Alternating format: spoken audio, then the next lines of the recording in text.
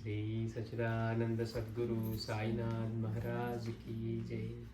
మనం గుప్తయుగులని శ్రీ రాకడి బాబా గురించి చెప్పుకుంటూ కొన్ని ముఖ్యమైన ఘట్టాలను స్మరించుకుంటూ ఉన్నాం.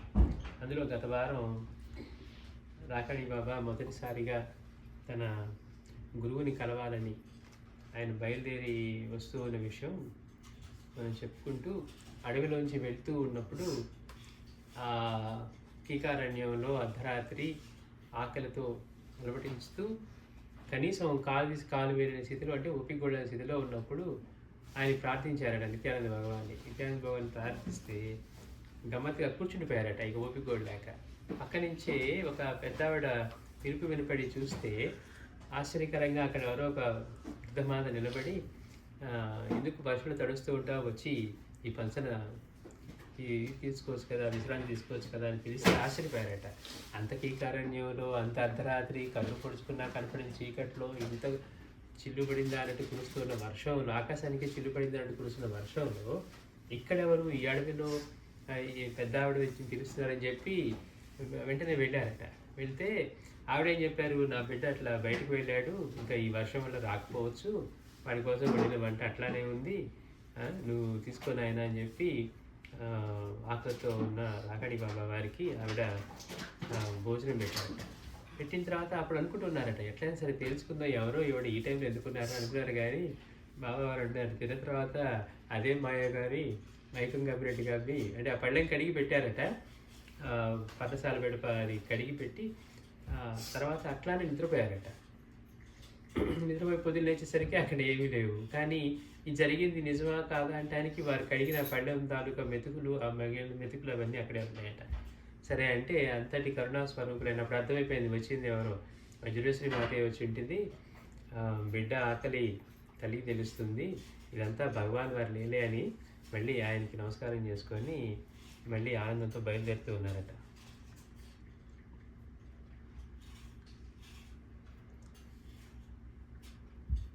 అట్లా ఆయన ఆలోచిస్తూ, ఈ కొమ్మఋషి గురుసుని ఈ కాలరాత్రిలో నేను తలదొచ్చడానికి ఒక కుటీరం సృష్టించారా, పైగా మళ్ళీ అందులో ఒక మాతృమూర్తి కూడా. మరి ఆ తల్లిని చూస్తేనేమో నా ఆకలి తీర్చడానికే వచ్చినట్టుంది. అంటే పేరుకి నా కొడుకు అట్లా బయటికి వెళ్ళాడు అని చెప్తున్నారే కానీ నా ఆకలి తీర్చడానికి అన్నట్లు అన్నం వడ్డించడానికి సిద్ధంగా కాచుకొని కూర్చొని ఉంది.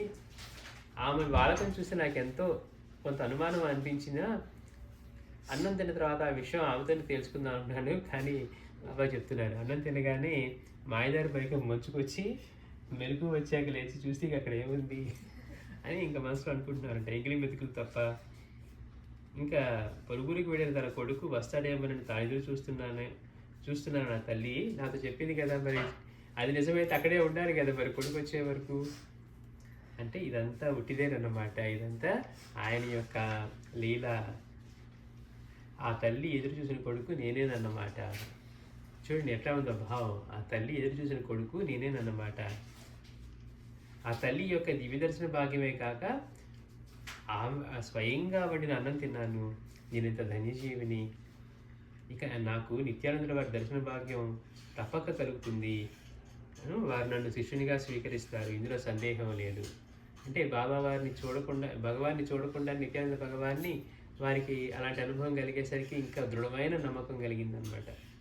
అని ఇంకా అక్కడి నుంచి ఇంకా రెట్టించిన ఉత్సాహంతో రాగాడి బాబా వారు గణేష్పురి వైపు బయలుదేరారు. అక్కడి నుంచి గిర్నార్ నుంచి వస్తున్నారు. అక్కడ విని నిత్యానంద భగవాన్ గురించి ఈయనే నా గురువు అని ఆయనకి అలా అనిపించి అట్లా మహారాష్ట్రలోని వజ్రేశ్వరి దేవాలయానికి సుమారు 3 కిలోమీటర్ల దూరంలో గణేష్పురి అనే ఊరిలో శ్రీ నిత్యానంద భగవాన్ వారి ఆశ్రమం ఉంటుంది.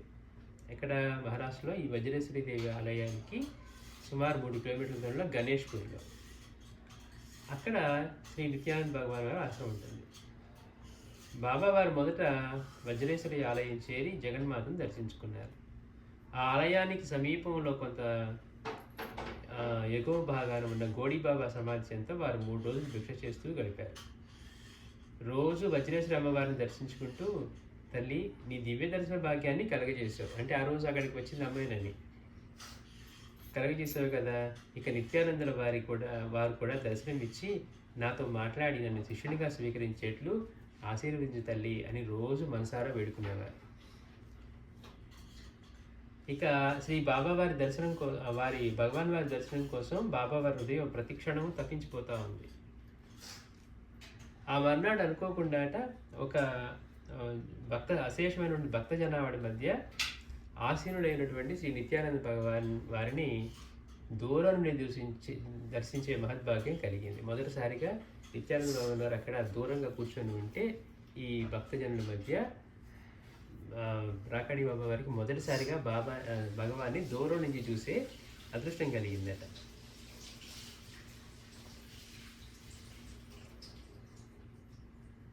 పుణ్యతీర్థాలను దర్శించినంత మాత్రాన ఆ పుణ్యఫలం దక్కదట. మామూలుగా పుణ్యతీర్థాల దగ్గరికి వెళ్తారు కదా, ఆ పుణ్యతీర్థాలను దర్శించిన మాత్రాన ఫలితం దక్కదు. అందులో వెళ్ళి పవిత్రమైన భావంతో ఆ తీర్థాల్లో స్నానం చేసి మళ్ళీ అక్కడ భక్తి ఉండాలని చెప్పారు, అదే ముఖ్యం మనకి. అందుకని అట్లా భక్తి శ్రద్ధలతో స్నానం ఆచరిస్తేనే ఆ పుణ్యఫలం దక్కుతుంది. కానీ మహాత్ముల్ని దర్శించిన మరుక్షణమే ఆ పుణ్య ఫలితం దర్శకులకు ప్రాప్తిస్తుంది. అన్నిటికంటే అందుకే ఏం చెప్పారు మనకి, ఒక మహనీయుడి దర్శనమే అన్నిటికంటే ఉత్తమం. శ్రీ గురు చరిత్ర అంతా అంతే మనకి చివరిలో చెప్పేది, ఆ రాజుకి చెప్తూ మనకి చెప్తారు. అంటే అన్నిటికంటే ఉత్తమమైనది ఏంటి, సర్వపాపాలు హరింపగలిగింది అంటే ఒక మహనీయుడి దర్శనం. అందుకే ఒక మహనీయుడి దర్శనం దుర్లభం అన్నారు. జీవితంలో మనకి ఏవైనా ప్రాప్తించవచ్చు కాక, సంపదలు సిరులు ఎన్నైనా, కానీ ఒక మహనీయుడి యొక్క సన్నిధి లభించడం, వారి దర్శనం లభించడం అంటే ఎంతో పుణ్యం చేసుకుంటే కానీ, ఎంతో ధర్మాన్ని ఆచరిస్తే కానీ వారి సన్నిధి, వారి దర్శనం కలగదు.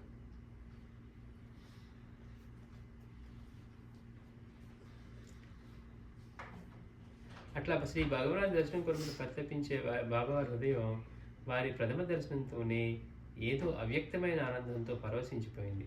ఆ తన్మయత్వంలో బాబావారు కళ్ళు మూసుకొని కూర్చున్నారట, నిశ్చలంగా ఉండిపోయారు. అంటే దూరం నుంచి చూస్తేనే ఆయన కలిగిన తన్మయత్వంలో ఆనందంతో అలా కూర్చొని కళ్ళు మూసుకుండిపోయారట. కొంతసేపటికి నువ్వు ఎక్కడి నుండి వస్తున్నావు, దేని కొరకు వచ్చావు అని భగవాన్ వారి ప్రశ్నతో స్పృహలోకి వచ్చిన బాబాకి, నేను గిరినార్ నుండి కేవలం మీ దర్శనార్థమై వచ్చాను అని అన్నారట. నేను కళ్ళు మూసుకున్నారు, దూరం నుంచి చూశారు భగవాన్ని.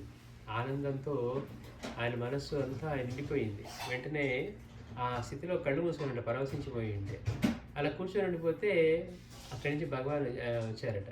వచ్చి నువ్వు ఎక్కడి నుంచి వస్తున్నావు, నువ్వు దేనికోసం వచ్చావు అని ప్రశ్నిస్తే బాబా చెప్తున్నారు, నేను గిర్నార్ నుండి కేవలం మీ దర్శనార్థం వచ్చాను అంటూ మళ్ళీ నిరాకార నిర్గుణ పరబ్రహ్మ సాకారుడైన సద్గురుమూర్తిగా ఇక్కడ వెలసి ఉన్నారని విని ఆ సద్గురుమూర్తిని సేవించి వారి పదసన్నిధి అనే బ్రహ్మానంద సాగరంలో లీనమైపోవాలని తపనతో వచ్చాను అన్నారట. ముందేమో మీ దర్శనార్థం వచ్చానని చెప్తూ మళ్ళీ వెంటనే నిరాకార నిర్గుణ పరబ్రహ్మ సాకారులై, అంటే ఈ చైతన్య స్వరూపం ఏదైతే ఉందో, ఆకారము నిర్గుణము, నిరాకారము నిర్గుణమైన పరబ్రహ్మతత్వం ఏది ఉందో అదే సగుణమై సాకార రూపంలో ఇక్కడ సద్గురుమూర్తిగా ఉన్నాడని ఆయన్ని సేవించి ఆయన పద సన్నిధిలో, ఆ పద సన్నిధిని బ్రహ్మానంద సాగరంలో లీనమైపోవాలనే తపంతో వచ్చాను అని సవినయంగా సమాధానం ఇచ్చారట. అప్పుడు భగవాన్ వారు ఆయన వెంటనే ఒక ప్రశ్న వేశారంట, నేను అనేదానికి అర్థం ఏంటి అన్నారట. రాకాడి బాబా వారిని అడిగారు, నేను అనేదానికి అర్థం ఏంటి అంటే, వారు కరుడు కట్టిన అహంకారమే నేను అన్నారట. చూడండి, మనం నేను నేను అంటాం, ఏంటి మన అహంకారమే నేను నేను నేను. అందుకని కరుడు కట్టిన అహంకారం మామూలుది కాదట, కరుడు కట్టిన అహంకారమే నేను అని అంటూ అక్కడి నుండి బయటకు వెళ్ళేందుకు వెనుకగా భగవాన్ వారు ఇప్పుడు ఎక్కడికి వెళ్తున్నావు అని అడిగారట. ఇక తిరిగి ఆయన వెళ్ళిపోవడానికి ప్రయత్నిస్తుంటే ఇప్పుడు ఎక్కడికి వెళ్తున్నావు అన్నారట. అడిగితే బాబావారు ఏదైనా మండపానికి కానీ లేదా చెట్టు కిందకి కానీ వెళ్తాను అన్నారట. చూడండి, అనేసరికి మళ్ళీ భగవాన్ అడుగుతున్నారట, మరి వర్షం పడితే అన్నారట. చెట్టు కిందకి వెళ్తే వర్షం పడితే తడిచిపోతావు కదా, మరి వర్షం పడితే అంటే అని కరుణతో అడిగితే అప్పుడు ఏదైనా సత్రానికి వెళ్తాను అని చెప్పారు. అంటే బాబా యొక్క ఈ సమాధానాలకు సంతృప్తి చెందిన భగవాన్ వారు, నీకు ఏ విద్యలోనైనా ప్రావీణ్యం ఉందా అని అడిగారట. మనల్ని అయితే ఎవరితో నీకు ఏ లాంగ్వేజ్ వచ్చు, ఏం ప్యాకేజ్ వచ్చు, జావా వచ్చా, పైథాన్ వచ్చా అని అడిగేవాడు. కానీ ఇక్కడ బాబా వారిని ఏమంటున్నారు, నీకు ఏదైనా విద్యలో ప్రావీణ్యం ఉందా అన్నారట. చూడండి సమాధానం మనం చెప్పుకొని ఏమి అప్పుడు ఎంతో నవ్వుకున్నాం. బాబా వారు చెప్పిన సమాధానం చెప్తే, నాకు వంట చేయడం వచ్చు, పోట్లాడటం వచ్చు, నాకు వంట చేయడం వచ్చు, పోట్లాడటం వచ్చు, అంతేకాదు సుష్టిగా భోంచేయడానికే పోట్లాడగలను, పోట్లాడడానికైనా సుష్టిగా భోంచేయగలను అన్నారట. నీకేమొచ్చు, నీ దేనిలో ప్రావీణ్యం ఉందంటే మొహమాటం లేకుండా చెప్తున్నారు బాబా. వంటలో ప్రావీణ్యం ఉంది, అంతేకాకుండా పోట్లాటలో కూడా ఉంది, పోట్లాటం వచ్చు, అంతేకాకుండా సుష్టిగా భోంచేయడానికే పోట్లాడగలను, పోట్లాడటానికే సుష్టిగా భోంచేయగలను అని చలోక్తిగా సమాధానం ఇవ్వగా, సంక్షిప్తము, సమయోచితము, సున్నిత హాస్య రసభరితములైన వారి సమాధానానికి తాము కూడా సంతసించినట్లు భగవాన్ వారి ముఖ కమలంలో క్షణకాలం ముసిముసి నవ్వులు చోటు చేసుకున్నాయి వారు చెప్పిన సమాధానంతో. సరే మంచిది. ఇక్కడికి సందర్శనార్థమై వచ్చే భక్తుల యొక్క సౌకర్యార్థం ఈ ఆశ్రమానికి అనుబంధంగా ఒక క్యాంటీన్ ఏర్పాటు చేయబడి ఉంది. అంటే ఈ ఎక్కడా లేదు, నేను ఎట్లా ఎక్కడికో వెళ్తా అన్నారు కదా, అందుకని భగవాన్ అంటున్నారు ఇక్కడికి వచ్చే భక్తులకి, దర్శించడానికి వచ్చే భక్తుల కోసం వాళ్ళ సౌకర్యం కోసం ఇక్కడ ఒక క్యాంటీన్ ఏర్పరిచాము. కానీ అందులో భక్తులు కనువుగా వడ్డించే వంటవాడే లేడు కావున, అంటే వచ్చని చెప్పారు కదా, నీవు ఆ క్యాంటీన్లో వంటవానిగా చేరి నీ గురువుని సేవించుకో అన్నారట. ఆ క్యాంటీన్లో వంటవానిగా చేరి నీ గురువుని సేవించుకో అన్నారు. అనేసరికి అది విన్న బాబా వారైతే తమ చెవులను తామే నమ్మలేకపోయారు. ఏమని చెప్తున్నారు, ఆయనకి దర్శనం ఇవ్వాలి, ఆయన తన్ని శిష్యుడిగా స్వీకరించాలనేది కోరిక. ఇప్పుడు ఇక్కడ ఈయన అడగకుండా ఏం చెప్తున్నారు, నీ గురువుని సేవించుకో అని చెప్తున్నారు. ఇక్కడే ఉండి నీ గురువుని సేవించుకో అన్నారు. నీ గురువుని సేవించుకొని భగవాన్ వారు అన్న మాటలు మాత్రం ఇంకా తన చెవుల్లో కర్ణామృతంగా పదే పదే మార్పునవుతూనే ఉన్నాయి. ఇంకా ఆ రోజున భగవాన్ వారు తనను ప్రథమంగా పలకరించేందుకే బాబా వారు ఇంకా పరవశించిపోతున్నారు. నీ గురువుని సేవించుకో అన్న మాటలతో అయితే మరింత పులకరించిపోయారు. అట్లా భగవాన్ వారి ఆ మాటల అర్థం, వారు నన్ను తమ శిష్యునిగా స్వీకరించారనే కదా, ఎంత ఆయాచిత కరుణ, నా గురుదేవులు ఎంతటి అవ్యాజ కరుణామూర్తి అని పరవశించిపోతూ ఇంకా అక్కడే ఆసీనుడై ఉన్నటువంటి భగవాన్ వారి పాద పద్మాలకు ప్రప్రథమంగా సాష్టాంగ దండ ప్రణామాలు అర్పించుకున్నారు. ఇంకా అక్కడి నుంచి బాబా వారు అక్కడ ఒక ఆశ్రమాన్ని కలిసి ఆశ్రమాన్ని దగ్గరికి వెళ్ళారు. అంటే అక్కడ వెళ్ళి చేయమన్నారు కదా క్యాంటీన్లో, వెళ్ళి క్యాంటీన్కి వెళ్ళారు. ఆ క్యాంటీన్ బాధ్యతలు ఎవరు నిర్వహిస్తున్నారంటే, మనం కర్ణాటకలోని మంగళూరు నుండి వచ్చినటువంటి భగవాన్ వారి భక్తుడైన కుట్టిరామ స్వామి. ఇంకా వారితో పరిచయం చేసుకొని ఆ తర్వాత అతనితో కలిసి వారు వంట పనులు ప్రారంభించారు. పగలంతా క్యాంటీన్లో వంట వార్పు మొదలగు పనులు చేస్తూ అక్కడే విశ్రాంతి తీసుకునేవారు. అంటే మనం గమనించాల్సింది ఇదే, గురువు దగ్గరికి వెళ్ళి ఆయన మంత్రం ఇస్తాడు, ఆ మంత్రం ఇవ్వగానే మనం సాధన చేస్తాం, సాధన చేస్తే ఫలితం వస్తుంది, ఇవి కాదు. గురువు దగ్గరికి వెళ్ళి సేవ చేస్తే అనుగ్రహం కలిగినప్పుడు అన్నీ అవే సిద్ధిస్తాయి. అంటే గురువు యొక్క మనసుని మనం గెలుచుకోవడమే, ఆయన యొక్క అనుగ్రహాన్ని పొందటమే ముఖ్యం. అంతేగాని బాబా మీరేదో గొప్ప వాడని వస్తే మీరు బట్టి నన్ను క్యాంటీన్లో పెట్టారు, ఇదేమి సాధన, నాకు సాధన అంటే మీరు ఏదైనా మంత్రం ఇచ్చి ఇంకోటి ఏదో ఇచ్చి నేర్పాలి కదా, అది కదా నేను చేసుకొని సాధించాల్సిందని మనం అనుకుంటాం. కానీ గురువు చెప్పిన మాట చేయటమే సాధన, అదే సేవ. గురువు ఏమన్నారు, ఇక్కడికి వచ్చే వాళ్ళకి వడ్డిచ్చే వంటవాడు లేక వాళ్ళకి ఇబ్బందిగా ఉంది, నువ్వు అక్కడ ఉండి నీ గురువుని సేవించుకో అన్నారు. ఇక బాబా వారు పొంగిపోయి ఆ కుటీరామ్ గారితో కలిసి రోజు ఉదయం నుంచి సాయంత్రం దాకా వంటలు చేసి వడ్డించడం, రాత్రులేమో ధ్యాన నిమగ్నులై భక్తి పారవస్యంతో ఆనంద బాష్పాలు కార్చేవారు. ఆ విధంగా దాదాపు 2 రోజులు గడిచిపోయాయి. వారు అక్కడికి రాకపూర్వమే ఒక నిర్జనారణ్యంలో నిశ్శబ్ద వాతావరణంలో నిరవధికంగా ధ్యాన నిమగ్నులై ఆత్మానంద మధురమును అనిపించిన భాగ్యశాలి కదా. అట్లా అంటే వారికి అప్పటికే ధ్యానం అవన్నీ అలవాటైపోయినాయి బాగా. తర్వాత ఏమైందట, రాను శ్రీ భగవాన్ వారి దర్శనార్థమే వచ్చే భక్తుల సంఖ్య బాగా పెరిగిపోయింది. అంటే ఇంకా అసలు ఎంత గోలగోలగా ఉందంటే, ఆ రణకణ ధ్వనుల మధ్య రాత్రి సమయాల్లో కూడా నిశ్చింతగా భగవద్ధ్యానం చేసుకోవడానికి ఆ వాతావరణం అవరోధంగా తయారైంది. అంటే సేవ చేయడానికి సమస్య లేదు, రాత్రిపూట వారికి ధ్యానం చేసుకోవడానికి కూడా వీలు కాని విధంగా అంటే అంతమంది భక్తులు రావడం వల్ల అక్కడ జరిగే ఈ ధ్వనుల వల్ల, అంటే శబ్దాల వల్ల రాత్రిపూట కూడా ప్రశాంతంగా చేసుకోలేకపోయారట. అందులో స్వేచ్ఛాజీవి ఏకాంత ప్రియులైన బాబా వారు తమ ధ్యానానికి అనువైన వేరే ప్రదేశాన్ని వెతకడం ప్రారంభించారు. ఇక్కడ కాకుండా ఎక్కడన్నా మనం రాత్రిపూట ఏకాంతంగా చేసుకోవాలని. ఆ తాన్సా నదికి ఒకవైపు నుండి గణేష్పూర్ ఉంది, రెండో వైపు నింబోలి ఉంది. ఈ గణేష్పూరిలో బాబావారి ఆశ్రమం ఉంది. అందుకని అటుపక్కన ఆ నదికి అటుపక్క ఒడ్డులో ఈ భగవాన్ వారి ఆశ్రమము, క్యాంటీన్ ఏమో గణేష్పూర్లో ఉన్నాయి. అటు మరోవైపు నింబోలి గ్రామం, దానికి అనుబంధంగా అడవి ప్రాంతం ఉన్నాయి. ఒకరోజు బాబావారు వెళ్ళారట. ఆ నదిని దాటి అవతల ఒడ్డుకు వెళ్ళి అడవి ప్రాంతంలో ఒక పెద్ద మామిడి చెట్టు క్రింద అనాథగా కనబడే చిన్న కుటీరంలో ఉండసాగారు. అటువైపు వెళ్ళి ఆయనకి అక్కడ, అంటే ఇక్కడ బాగా జనాలు పెరిగిపోయి గోలగోలగా ఉంటుంది, రాత్రిపూట ధ్యానానికి కూడా కుదరట్లేదు అని చెప్పి ఆ ప్రదేశాన్ని ఎన్నుకొని అక్కడికి వెళ్ళారట. అక్కడ మామిడి చెట్టు కింద ఒక కుటీరం ఉందట. ఆ ముందు 2 రోజుల ముందే అప్పటి వరకు అక్కడ ఎవరో వృద్ధురాలు, ఒక యోగిని మాత ఉండేవారట. బాబా వారు వస్తున్నారని తెలుసో లేకపోతే ఏదో కానీ మొత్తానికి ఆవిడని ఖాళీ చేసి ఇంకొక ప్రదేశానికి, తమ శిష్యులు ఎక్కువగా ఉన్న ప్రదేశానికి అక్కడికి వెళ్ళారు అని మనం తెలుసుకుందాం. అక్కడ ఎవరో లక్ష్మమ్మ అని అంతకుముందు ఒక యోగిని ఉండేవారట, 80 సంవత్సరాల ఒక వృద్ధ యోగిని మాత. అక్కడి నుంచి బాబా వారు వచ్చే ముందే 2 రోజుల ముందు అక్కడి నుంచి వెళ్ళిపోయారట.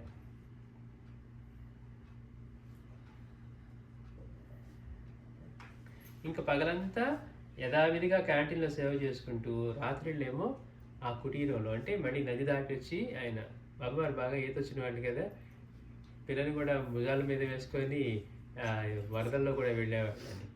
అట్లా ఈ రాత్రిళ్ళు ఆ కుటీరంలో విశ్రాంతి తీసుకుంటూ ధ్యాన నిమగ్నలై ఉండేవారు. ప్రతిరోజు సాయంత్రం వంట పనులు ముగించుకొని స్నానం ఆచరించి భగవాన్ వారి దర్శనానికి వెళ్ళేవారట. అది రోజు ఆయన నిత్యకృత్యం. సో అక్కడ క్యాంటీన్లో పనులు అయిపోగానే సాయంత్రం స్నానం చేసుకొని నిత్యానంద భగవాన్ని దర్శించుకోవడానికి వెళ్ళేవారట. ఎప్పుడైతే స్నానాలు ముగించుకొని వస్తున్నారో ఇక్కడ భగవాన్ అంటూ ఉండేవాడు, గౌరవ్ వస్తున్నాడు అనేవారట. సరే, ఒకరోజు బాబా వారు యథావిధిగా స్నానాలు ముగించుకొని కుటీరం నుంచి ఇటువైపు ఆ ఒడ్డు నుంచి ఈ ఒడ్డుకి క్యాంటీన్కి రావడానికి వెళ్ళే ప్రయత్నంలో ఉంటే నదిని దాటి శ్రీ నిత్యానంద భగవాన్ని స్వయంగా బాబా వారి దగ్గరికి వచ్చారట. ఇంకా ఒక్కసారి ఇక్కడ భగవాన్ని చూసి ఆశ్చర్యంతో ఉన్న బాబా వారి పాదపద్మాలకు ప్రణమిల్లారు. అప్పుడు వారిద్దరి మధ్య ఈ సంభాషణ కొనసాగింది. అంటే ఇక్కడికి వచ్చి ఉంటున్నారు కదా, అందుకని భగవాన్ అంటున్నారు, నీవు ఎక్కడికి వెళ్ళాలని తొందరపడుతున్నావు అన్నారు. అంటే ఆయన హడావిడిగా క్యాంటీన్కి బయలుదేరారు. క్యాంటీన్కి బయలుదేరినప్పుడు వచ్చి భగవాన్ వచ్చి మాట్లాడుతూ ఉన్నారు. ఇప్పుడు నువ్వు ఎక్కడికి వెళ్ళాలని తొందరపడుతున్నావు అన్నారట. అంటే బాబా చెప్తున్నారు, నేను నిత్యము తపమాచరించే ప్రదేశానికి అన్నారు. ఏమంటే మనకైతే ఏమంటాం, ఇప్పుడు కిచెన్కి వెళ్తున్నాను బాబా, క్యాంటీన్కి వెళ్తున్నాను, వంట చేయాలి కదా, తప్పదు కదా, మీరు చెప్పారు కదా అనేవాళ్ళు. ఆయన అట్లా అనలేదు, నేను తపమాచరించే స్థానానికి వెళ్తున్నాను అన్నారు. అంటే చూడండి, గురువుకి విధించిన ఆ సేవని ఎట్లా తీసుకున్నారు ఆయన, అదే తపస్సుగా తీసుకున్నారు. నేను నిత్యము తపమాచరించిన ప్రదేశానికి అన్నారు. అంటే ఓహో అలాగా, ఆ ప్రదేశం ఏది అన్నారట. అంటే అది నన్ను ఉండమని నిర్దేశించిన పరమ పవిత్రమైన ప్రదేశం అన్నారట. అక్కడ ఏ దేవతామూర్తులైనా పూజించడానికా అన్నారట. అంటే కాదు, అక్కడున్న క్యాంటీన్కు వివిధ రూపాలలో వచ్చే మా గురుదేవుని యొక్క పోషణ చూసుకోవడానికి అన్నారు. అంటే క్యాంటీన్లోకి వచ్చే వాళ్ళని మనమైతే భగవాన్ వారి భక్తులు వచ్చారు, మన గురు బంధువులు, మొత్తమైన భావం ఉంటే మనం ఏమంటాం, వాటి మన గురు బంధువులు ఎట్లా అంటాం. ఇక్కడ బాబా అలా అనట్లా, ఆ రూపాల్లో వచ్చి నా గురువుకి సేవ చేసుకోవడానికి, పోషణ చూసుకోవడానికి అన్నారట. చూడండి, అందుకని నేను తపమాచరించేస్తా. అంటే భావం ఎట్లా ఉంది, చేస్తున్నది క్యాంటీన్లోనే, చేస్తున్నది వంటే, కానీ ఎవరి కోసం చేస్తున్నారన్న భావంలో ఉంది, ఆ రూపాల్లో వస్తున్న తన గురువుకి. అక్కడున్న క్యాంటీన్కి వివిధ రూపాలలో వచ్చే మా గురుదేవుని, ఎందుకని ఆయన తప్పితే అన్యంగా లేదు అనేది ఆ భావనలోనే చేస్తూ ఉన్నారు. అందుకే గురువు తప్పితే అన్యంగా ఏమీ లేదు, ఏ రూపంలో వచ్చినా కూడా ఆయనే వస్తున్నాడు. అందుకని వివిధ రూపాల్లో వచ్చే మా గురువునే ఆయన పోషణ చూసుకోవడానికి అన్నారట. అలా అయితే నీతో నా ఈ చర్చ నీ తపస్సుకి ఏమైనా అంతరాయమా అన్నారు. మరి ఇప్పుడు అట్లాంటి వెళ్ళబోతూ ఉన్నాను, నేను వచ్చి ఇప్పుడు చర్చ పెట్టుకొని మాట్లాడుతూ ఉన్నాను కదా, మరి ఇది నీకు డిస్టర్బెన్స్గా ఉందా, అంతరాయమా అన్నారట. చూడండి ఆయన కూడా ఎంత గొప్పగా అడుగుతున్నారు నిత్యానంద భగవాన్ కూడా. మరి ఇప్పుడు నువ్వు హరాడు పడుతున్నావు వెళ్ళాలని, తపమాచరించుకోవడానికి అంటున్నావు, అక్కడికి వచ్చే గురువులు సేవించుకోవడానికి అంటున్నావు. మరి ఇప్పుడు నేను చేస్తున్న ఈ చర్చ నీ తపస్సుకి ఏమైనా అంతరాయమా అంటే కానే కాదు. నా గురుదేవుని భక్తులకు ఇతోధికంగా సేవ చేసుకోవడానికే నాకు మరింతని శక్తిని ప్రసాదించగల అమృతపానమే ఇది అన్నారట. చూడండి అనేసరికి ఇక బాబా వారి జవాబు వింటూనే భగవాన్ వారు మాట్లాడకుండా అక్కడి నుండి బయలుదేరి వెళ్ళిపోయారట ఏం చెప్పకుండా. అంటే మంత్రోపదేశం ఇంకా చేయనప్పటికీ కూడా శ్రీ భగవాన్ వారే తమ మోక్షదులని త్రికరణ శుద్ధిగా నమ్మి సేవిస్తూ ఉన్నారు బాబావారు. ఇంకా కిచెన్లో అక్కడ వంట పని చేస్తూ ఉన్నారు, భక్తులకు వడ్డిస్తూ ఉన్నారు. ఇంకా భగవాన్ ఏమీ మంత్రోపదేశం ఏం చేయలేదు. అయినప్పటికీ కూడా వారిని తమ మోక్ష గురువుగా త్రికరణ శుద్ధిగా సేవిస్తూ ఉన్నారు బాబావారు.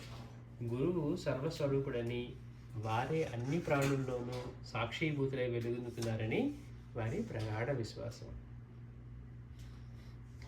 సరే, రోజు బాబావారి దగ్గరికి బాబావారు ఏం చేసేవారు, భగవాన్ దగ్గరికి ప్రతిరోజు సాయంత్రం స్నానం చేసి దర్శనానికి వెళ్ళేవాడు అనుకున్నాం కదా. ఆయన వెళ్ళినప్పుడల్లా భగవాన్ ఏం చేసేవారట, ప్లేట్లు నిండా వివిధ రకాల మిఠాయిలు, కప్పులు ఇవన్నీ ఇచ్చి పంపేవారట. ఇచ్చారు కాబట్టి ప్రసాదంగా తీసుకునేవారు. కానీ బాబావారు ఆ మిఠాయిలన్నింటినీ దారిలో కనిపించిన చిన్నపిల్లలకు పంచిపెట్టేసేవారు. ఆ మిఠాయిలు తీసుకునే పిల్లలంతా ఆనందంతో కేరింతలు కొడుతూ ఉంటే అది చూసి పరవశించిపోయేవారు. మనమైతే తీసుకెళ్ళి దాచిపెడతాం, మన పిల్లలకి ఇద్దాం అనుకుంటాం. ఆయనకి అందరూ బిడ్డలే కాబట్టి ఆయన ఏం చేశాడు, దారిలో వెళ్ళేవాడు ఎవరు కనపడితే వాళ్ళకి ఆ మిఠాయిలన్నీ పంచేసేవారట. అంతేకాకుండా కొన్ని వస్తువులు ఇచ్చేవాడట, కప్పులు, ప్లేట్లు, గిన్నెలు ఇచ్చేవాడట నిత్యానంద బాబా. అవన్నీ దారిలో ఎవరు గృహస్థులు ఎవరైతే వాళ్ళకి అన్నీ ఇచ్చుకొని అమ్మయ్య బరువు వదిలిపోయింది అనుకొని మళ్ళీ ఆనందంగా వెళుతూ ఉండేవారట. ఇంటికి వెళ్ళి వారు మాత్రం ఎప్పట్లాగే నీరు, టీ వంటి పానీయాలు అంటే కప్పులో ఇచ్చినా కానీ ఈ టెంకాయ చిప్పల్లోనే త్రాగి సంతృప్తి చెందేవారు. బాబా వారి ఆ చాలీచాలని పూరుగుడిసే చలి ఎండ వానలకు ఏ మాత్రం రక్షణ ఇవ్వలేదు. ఆ చిన్న కుటీరంలో ఆ చలిలో ఉంటే రక్షణ ఇవ్వట్లేదట. అందులో కనీస సౌకర్యాలు కూడా కరువే. పోనీ ఆయన సమకూర్చుకోలేరా అంటే సమకూర్చుకునే స్తోమత ఉన్నప్పటికీ కూడా వాటి కోసమే వెంపర్లాట్లేదు. అంటే ఉన్నదానిలోనే. ఎందుకని ఆయన లక్ష్యం గురువుని మెప్పించాలి, సాధన చేసుకోవాలి, తరించాలి. అంతే తప్పించి ఇప్పుడు నీకు కంఫర్ట్గా లేదు, చలిగా ఉంది, నాకు ఒక పూరి గుడిసెలా ఉంది, ఇది ఎప్పుడు మీద పడుతుందో అలాంటి భావాలే లేవు ఆయనకి. వాటి గురించిన ఆలోచన కానీ అవి ఏమీ లేకుండా ఎక్కడ ఉంటున్నారో అక్కడ ఆయన తృప్తిగా ఉంటూ నివురుగప్పిన నిష్కామ యోగి వలె నిరాడంబర జీవితాన్ని కొనసాగిస్తూ ఉండడం భగవాన్ గారికి బాగా నచ్చింది. క్యాంటీన్లో పనిచేస్తూ ఉన్నారు, దాని గురించి ఏమైనా డబ్బులు తీసుకుంటున్నారంటే లేదు, ఇంకేమైనా కొన్ని సేవలు పొందుతున్నారంటే లేదు. అత్యంత నిరాడంబరంగా అటువైపు పక్కన ఉన్న పూరి గుడిసెలో ఉంటూ ఉన్నారు. సౌకర్యాలు ఉన్నాయా లేవా చూసుకోవట్లేదు. వచ్చే వారందరినీ తన రూపాలుగానే ఆయన పూజిస్తున్నారని భగవానికి తెలుసు. అందుకని ఒకసారి కొందరు భక్తులు బాబావారి కోసమే కనీసం వదిలిన మరొక పెద్ద కుటీరాన్ని కట్టించి ఇస్తామన్నారట. ఇస్తామంటే అందుకు వారు ససేమిరా వద్దన్నారట. ఎందుకు వద్దన్నారు అంటే చెప్తూ ఉన్నారు, జీవన్ముక్తికై పరితపించే ప్రాణులకు జీవితమే ఒక దుర్భరమైన చెరసాల వంటిది. జీవన్ముక్తి కోసం తప్పించే ప్రాణులకు జీవితమే ఒక దుర్భరమైనటువంటి చెరసాల వంటిది, మరణమే అందు నుండి ముక్తి అని అన్నారట. అంతేకాక భవబంధ విముక్తికై తమ దేహమే తనకు పెద్ద ప్రతిబంధకంగా భావించే వారికి సకల సదుపాయాలున్న కుటీరం మాత్రం మరింత ప్రతిబంధకం కాదా అన్నారు. చూడండి, అన్నీ ఏర్పాటు చేసుకుంటే మనం వదిలి వెళ్ళాలంటే కష్టం, మన వల్ల కాదు. దీనిలో నుంచి బయటపడాలి దేహంలో నుంచి అనుకుంటే మళ్ళీ దానికి ఒక ప్రతిబంధకంలాగా మళ్ళీ ఒక పెద్ద కుటీరాలు ఇవన్నీ ఏర్పరచుకుంటూ ఉన్నాం అనుకోండి, అది మళ్ళీ అడ్డు కాదా అని చెప్పి బాబా చెప్పారట. ఈ విషయాలన్నీ ఎప్పటికప్పుడు నిత్యానంద భగవాన్ తెలుసుకుంటూనే ఉన్నారు, సర్వజ్ఞులైన భగవాన్. ఇక వారి వైరాగ్యమూర్తి అయిన బాబా వారి పట్ల మరెన్నో రెట్లుగా గురువుకి మమకారం పెరగసాగిందట. అంటే ఏమీ ఆశించకుండా, పైసా కూడా తీసుకోకుండా పనిచేసినందుకు ఎంత నిరాడంబరంగా చేస్తూ ఆయన సాధన చేస్తున్నారు. భగవాన్కి మదిలో మరొక విషయం కూడా మెదులుతూనే ఉండేదట. అదేంటంటే గత 3 సంవత్సరాలుగా మునిస్వామి ఆశ్రమానికి అనుబంధంగా ఉండి క్యాంటీన్లోని వంట పనులు చేస్తూనే ఉన్నాడు. సేవాభావంతో సమర్థవంతంగా నిర్వహిస్తూ ఉండటంతో భక్తులు కూడా సంతృప్తిగా భోజనం చేస్తున్నారు. కానీ ప్రతిఫలంగా ఒక్క పైసా కూడా ఆశించకుండా కేవలం సమర్పణ భావంతోనే వాడు ఇక్కడ పనిచేస్తున్నాడు. అందులో వాడు తనకు కావాలని కోరుకున్నప్పటికీ కనీస వసతులతో కూడినటువంటి ఒక ఆశ్రమాన్ని, చిన్న ఆశ్రమాన్ని కట్టించి ఇవ్వడం తన కనీస బాధ్యత అని భగవాన్ భావించారు. అసలు ఏమీ కోరట్లేదు, ఏమీ చేయట్లేదు, నా కనీస బాధ్యత ఇది. నేను మునిస్వామికి అంటే రాకాడి బాబాకి ఒక చిన్న కుటీరమైన కట్టించి ఇవ్వాలని చెప్పి మళ్ళీ చెప్తే ఇతను ఒప్పుకోరని రాకాడి బాబా, తెలిస్తే ఆయన ఒప్పుకోరని చెప్పి తెలియకుండానే ఇప్పుడు ఎక్కడైతే కుటీరం ఉందో ఆ కుటీరానికి కొంచెం పక్కనే ఒక ఆశ్రమం కట్టించారట. అతి గోప్యంగా, అతి రహస్యంగా, సీక్రెట్గా కట్టించారంట. చివరికి వారి పర్యవేక్షణలో బాబా వారి పర్ణశాలకు అతి సమీపాన ఒక చిన్న ఆశ్రమం కట్టబడింది. అది ఎట్లా ఉండేదంటే అది 2 గదులు, ఒక వరండాతో కూడిన పెంకుటిల్లు. జనసంచారం అంతగా లేని అరణ్యాన్ని అనుకున్న ప్రశాంత వాతావరణంలో కట్టిన ఆశ్రమానికి శ్రీ భగవాన్ వారే సతీ అనసూయ ఆశ్రమం అని నామకరణం చేశారు. అంటే మనకి మాస్టర్ వెళ్ళింది కూడా ఆ ప్రదేశానికి కదా.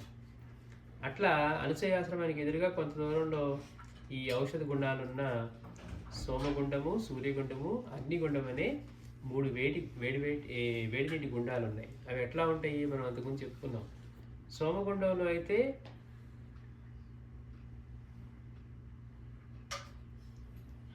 కాలక్రమేణా మరుగున పడిపోయి రాయిరప్పలతో ఇవన్నీ చెత్తాచెత్త నిండిపోయాయట. స్వయంగా భగవాన్ వాటిని బట్టి పునరుద్ధరింపజేశారు ఆ గుండాల్ని. ఈ సోమగుండంలో నీళ్లు అంత ఎక్కువ వేడిగా లేనందున నేరుగా అందులో స్నానం చేయవచ్చు. సూర్యగుండంలో నీళ్లు మరీ ఎక్కువగా వేడిగా ఉన్నదన్న ఆ నీళ్ళని ఎవరైనా బకెట్లోకి తీసుకొని స్నానం చేసుకోవాలి. సూర్యగుండంలో అయితే సోమగుండం, సూర్యగుండం, అగ్నిగుండం. అగ్నిగుండం నీళ్ళు ఎంత వేడిగా ఉంటాయంటే నేరుగా ఆ నీటిని మునిగిరాడతో కూడా తాకలేదు. మనకి మాస్టర్ గారు చెప్తారు, మాస్టర్ గారు రమణానంద నడుచుకుంటూ వెళ్తూ ఉంటే వీళ్ళ కదలిక శబ్దానికి అక్కడ కప్ప అట్లా ఎగిరి అందులో పడిందట. పంట మరుక్షణమే తేలిపోయిందట. అంటే తలకి అంత వేడి. అంటే అట్లాంటి నీళ్ళలో రాకాడి వారు గొంతుకు వరకు దిగి కూర్చునేవారట. అంటే అసలు మనం ఊహకు కూడా అందదు.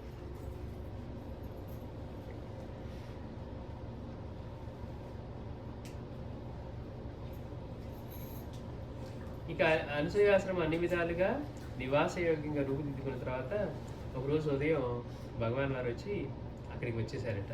వచ్చి వారు రాకాడి బాబాని పిలిచి, ఈరోజు అన్ని విధాలుగా శుభప్రదంగా ఉంది, అనుగ్రహపూర్వకంగా నీ గురువు ప్రత్యేకించి నీ కోసమే నిర్మించిన ఈ అనసూయ ఆశ్రమంలో నీవు ఈరోజే ఆశ్రమ ప్రవేశం చెయ్యి అన్నారట.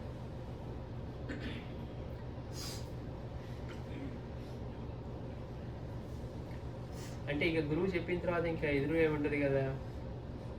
అందులోనూ ఏకాంతానికి ఏ అంతరాయం ఉండదని ఆదేశించి బాబా వారికి మాట్లాడడానికి కూడా అవకాశం ఇవ్వకుండా అక్కడి నుంచి నిష్క్రమించారు. ఉంటే మట్టి దాకా వద్దంటారు కదా, ఏమి ఇచ్చినా అన్ని పని చేసుకుంటూ వెళ్ళిపోవడమే.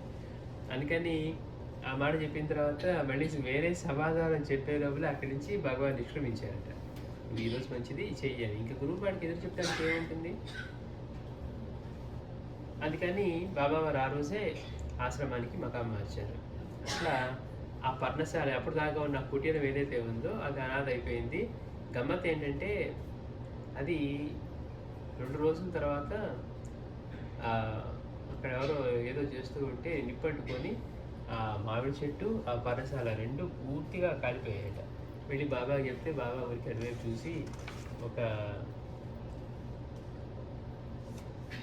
విషాదపరిమైన ఒక చిరునవ్వు నవ్వుతూ ఆ దృశ్యాన్ని అలానే వీక్షిస్తూ ఉండిపోయారు అని చెప్తున్నారు. ఇక భగవాన్ ఏం చేశారు, అక్కడి నుంచి తర్వాత పక్కనే శివాలయం కట్టించారట. అత్రేశ్వర ఆలయం కట్టించి స్వయంగా వారే ఒక శివలింగ ప్రతిష్ఠ చేశారు. శివలింగ ప్రతిష్ఠ చేసిన తర్వాత వీరు సాధన చేసుకోవడానికి, హోమం చేసుకోవడానికి ఆ 2 గదులు, ఒక వరండా గద, ఆ పెంకుటిల్లు సతీ అనసూయ ఆశ్రమం.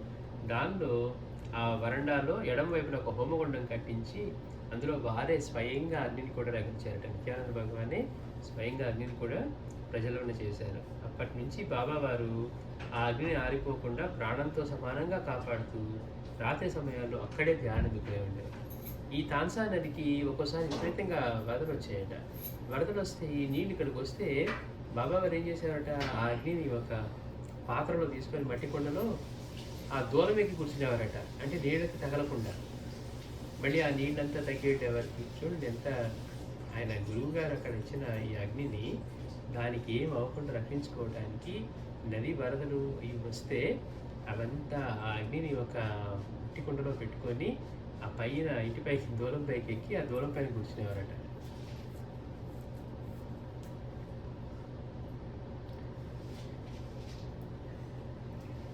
అట్లా 1981 వరకు ఆ అగ్ని అట్లా ప్రెజర్ ఉండింది. అంటే తర్వాత బాబా దగ్గర 3 పిల్లలు పెరిగారు కదా, ఆ 3 పిల్లలు ఉన్నంత వరకు బాబా వారి మధ్యలో వెళ్ళిపోయారు అది ఖాళీ చేసి. కానీ ఆ పిల్లలు ఉన్నంత కాలం అక్కడ చివరి వాళ్ళు ఉన్నంత వరకు వస్తుంది. తర్వాత ఇంకా వాళ్ళు వెళ్ళిపోయిన తర్వాత దాన్ని పట్టించుకోకుండా అయిపోయింది. అయితే ఈ నిత్యాగ్ని గుండం నుంచి వచ్చిన విభూతి భగవాన్ ఎప్పుడు వారి ఆశ్రమంలో భక్తులకు ఇచ్చేవారట. అట్లానే వజ్రేశ్వరి అమ్మ దేవాలయంలో కూడా అప్పుడప్పుడు ఈ విభూతిని వాడుకునేవారు. ఆఖరికి నిత్యానంద భగవాన్ వారి దేహం చాలించిన తర్వాత కూడా దానికి ముందే ఈయన ఒక 3 పెద్ద పెద్ద పాత్రల నిండా ఊదిని సేకరించి పెట్టారు. కరెక్ట్గా ఆ రోజు మళ్ళీ అదే వాడారు అని మనం చెప్పుకున్నాం. అట్లా భగవాన్ వారు తమ అవతారం చాలించినప్పుడు కూడా వారి సమాధిలో ఇందులోని విభూదే వాడారు.